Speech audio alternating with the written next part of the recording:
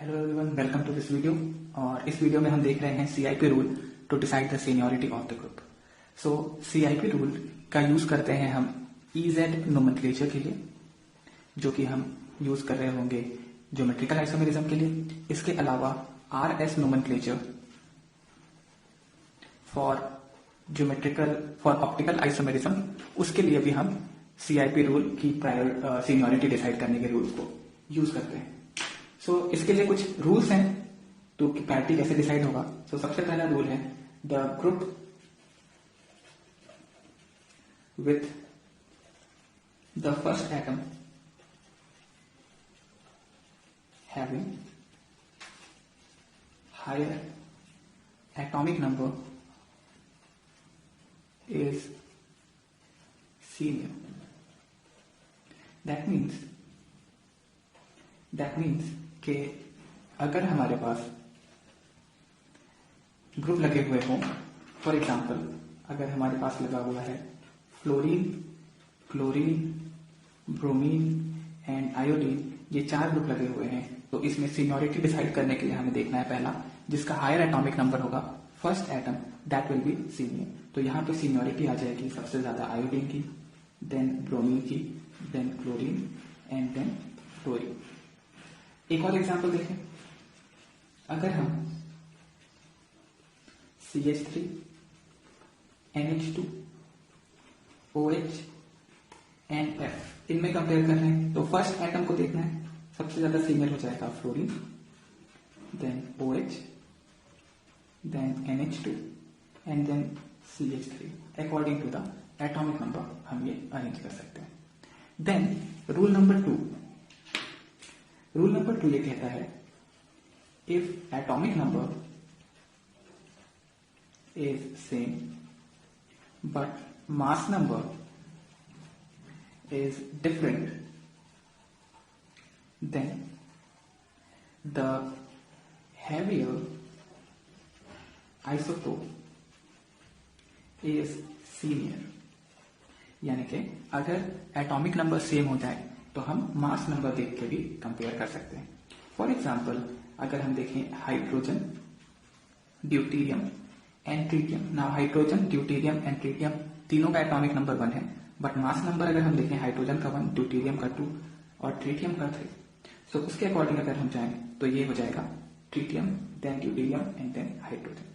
सो अगर हमारे पास आइसोटोप्स हैं तो उनमें जिसका मास नंबर ज्यादा होगा वो हमारा सीनियर हो जाएगा। एक और एग्जांपल CH3 जहां पे कार्बन 12 है और CH3 जिसमें कार्बन 14 है। इसमें अगर सीनियरिटी डिसाइड करना होगा तो heavier isotope will be senior, ये यहां पे हम देख सकते हैं। Then rule number 3, if first atom is identical then second atom is observed for deciding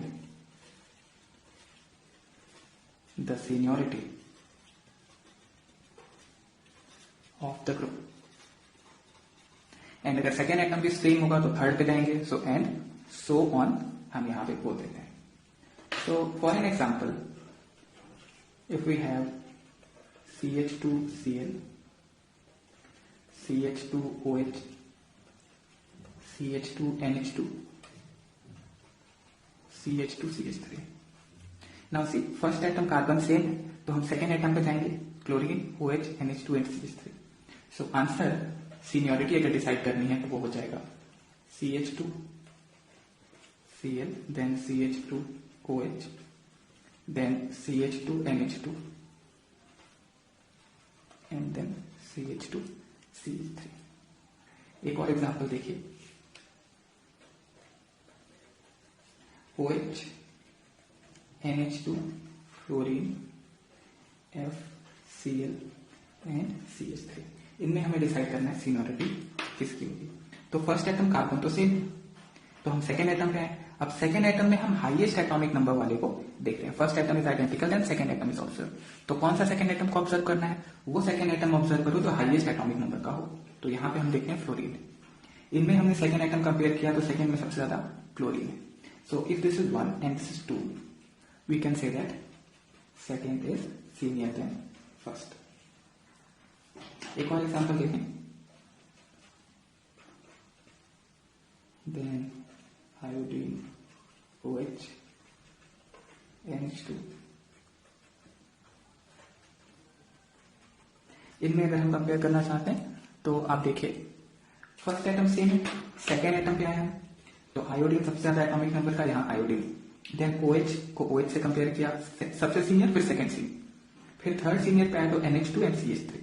तो उसके हिसाब से अगर हम जाएंगे तो first will be senior then second. एक और एग्जांपल देखते हैं हम.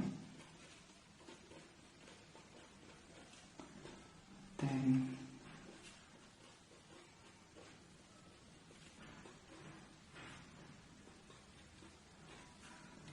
फोर्थ इज, अब इसमें जब आप कंपेयर करेंगे तो देखिए फर्स्ट एटम कार्बन है, सब जगह सिमिलर हो गया. सेकेंड एटम आपने देखा carbon, second atom carbon, second atom carbon, second atom carbon.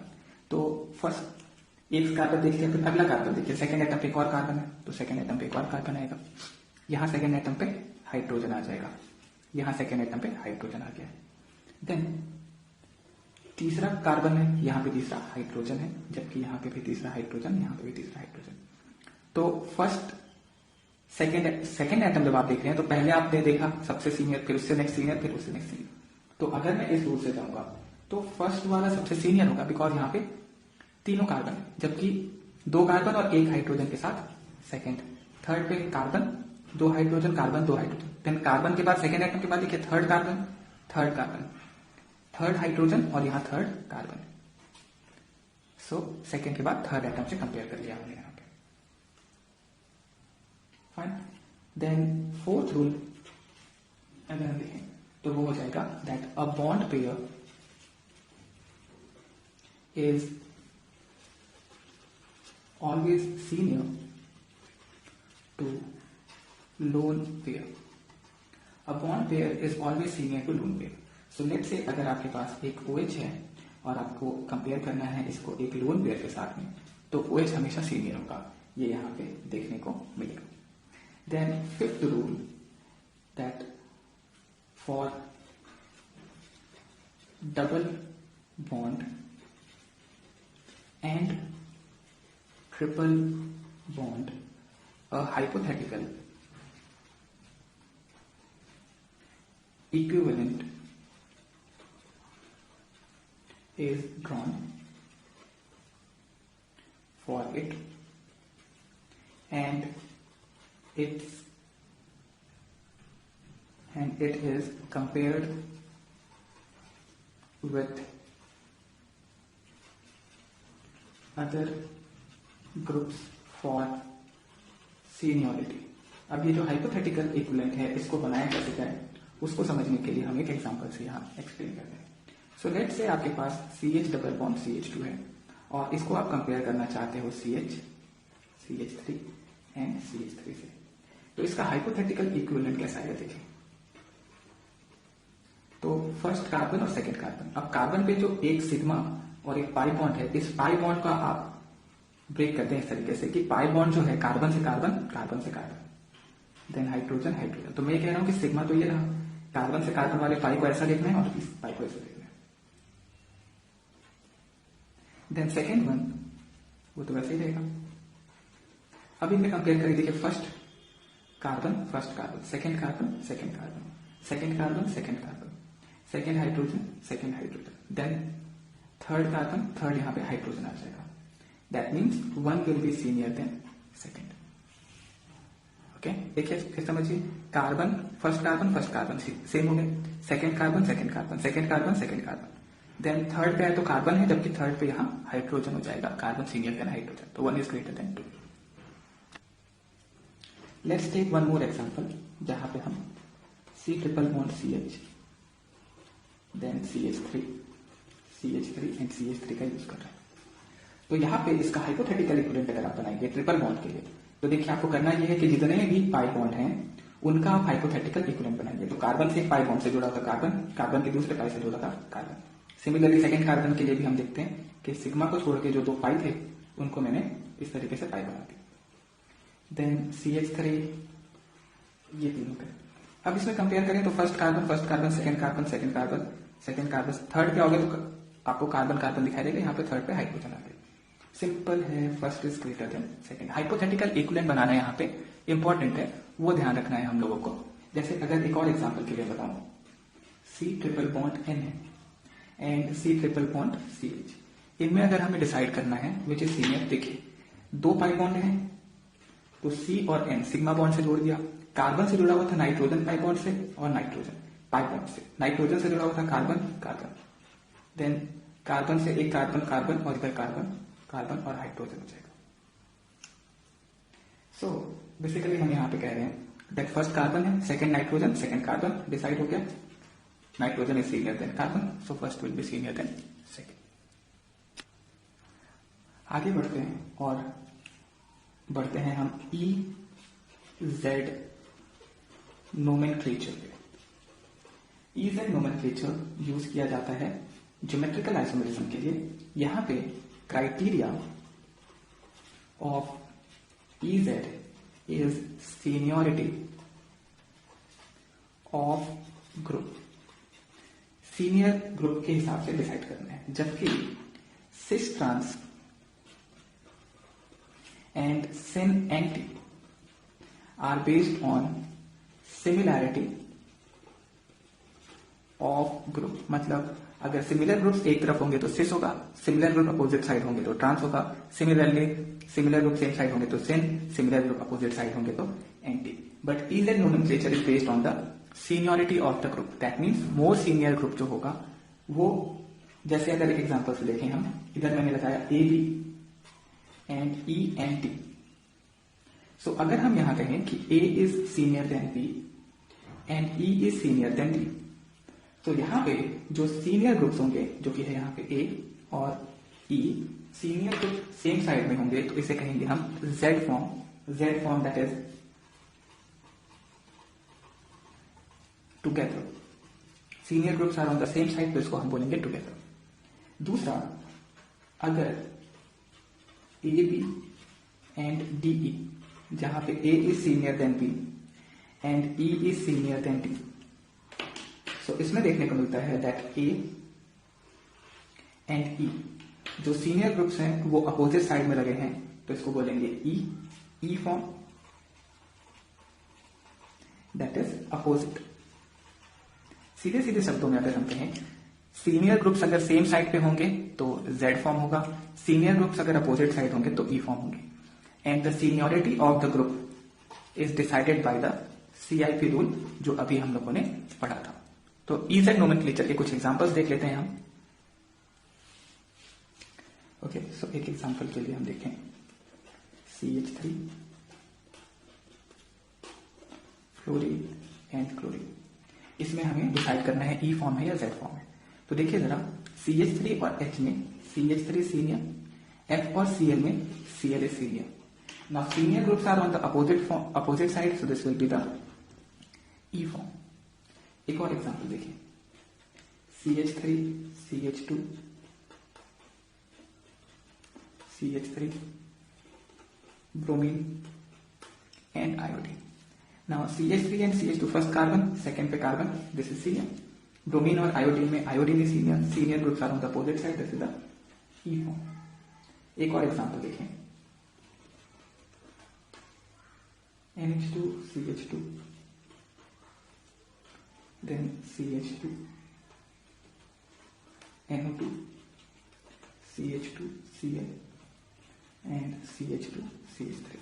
इसमें हमें डिसाइड करना है कि ये कौन सा कॉन्फ़िगरेशन है। तो देखिए जरा, CH2N, N के बाद O, तो NO2, this will be the senior group. CH2, CH3, CH2, Cl, this is the senior group. Senior group are on the opposite side, so this is the E form. एक और example देखिए, C triple bond N, C double bond N, lone pair एक CH3, then C double bond O and OH। बताना है हमें E form है या Z form है। तो C ट्रिपल बॉन्ड N में देखिए CN, पहले हम इसका हाइपोथेटिकल इक्विवेलेंट बना लेते हैं। Then CO, C double bond O का भी हाइपोथेटिकल, O के बाद C, राइट, एंड O के बाद C बनाया मैंने और C के ऊपर O आ जाएगा एंड OH। खैर, कार्बन के बाद नाइट्रोजन है, कार्बन के बाद ऑक्सीजन है, ऑक्सीजन का एटॉमिक नंबर ज्यादा होगा, so this is a senior group. Lone pair और बॉन्ड पेयर में बॉन्ड पेयर हमेशा सीनियर होता है, senior group are on the same side, so this is the Z form. Then अगला हम देखते हैं कि CIP रूल को हम RS नोमेनक्लेचर में किस तरीके से यूज करते हैं।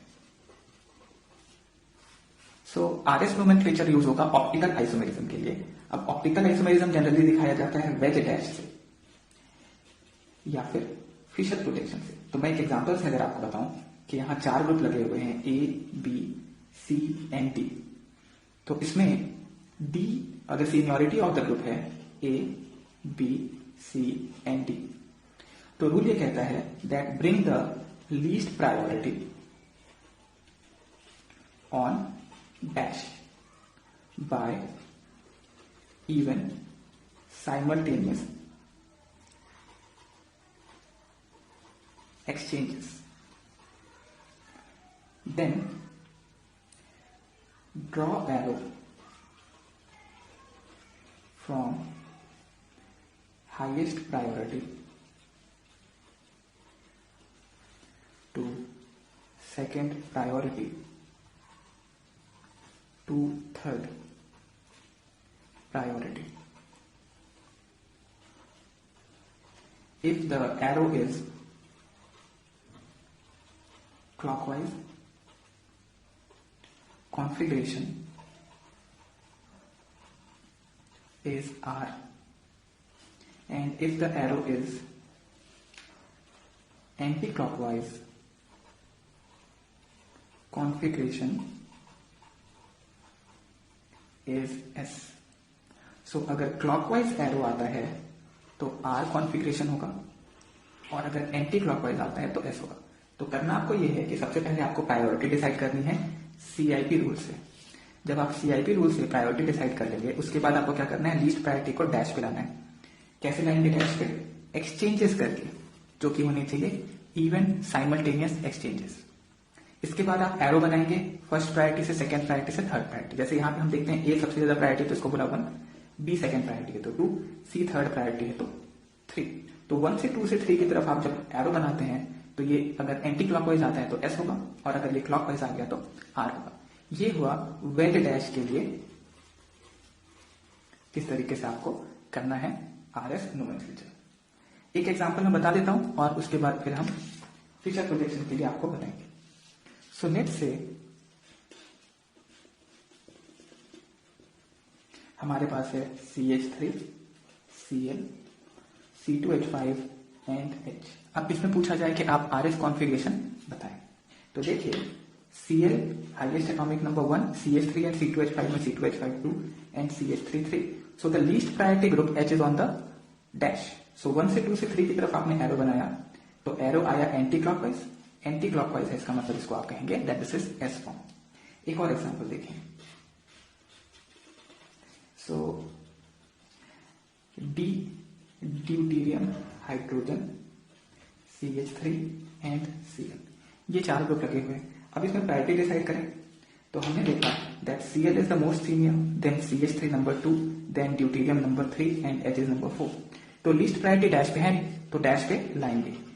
एक एक्सचेंज करते हैं इसको, बट मेरे को इवन एक्सचेंजेस करने हैं तो मैंने दूसरा एक एक्सचेंज कर दिया Cl और CH3 के बीच में। तो इवन एक्सचेंज करने से आपको सेम कॉन्फ़िगरेशन मिल जाता है। Cl आ गया इधर, CH3 आ गया इधर, ड्यूटेरियम आ गया यहाँ और H आ गया यहाँ। तो अब मैंने लीस्ट प्रायोरिटी को डैश पे ले आया इवन एक्सचेंजेस करके। नाउ 1 से 2 से 3 की तरफ हम एरो बनाएंगे। 1 से 2 से 3 की तरफ एरो आ रहा है anticlockwise, so this is the S form. So ये हुआ RS configuration in wedge dash. Similarly अगर मान लीजिए आपको इस तरीके से दिया हुआ हो,